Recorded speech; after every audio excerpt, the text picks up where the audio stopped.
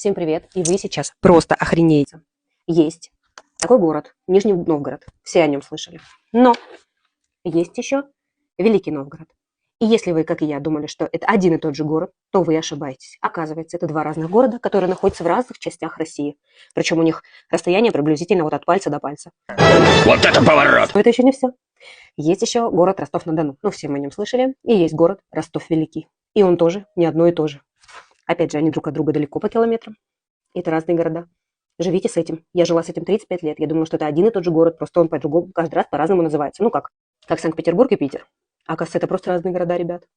Как вам такая информация? Да простят меня жители этих городов, что я упустила это в своей жизни, эту информацию. Я сказала своему мужу, и он сказал, что он тоже не знает.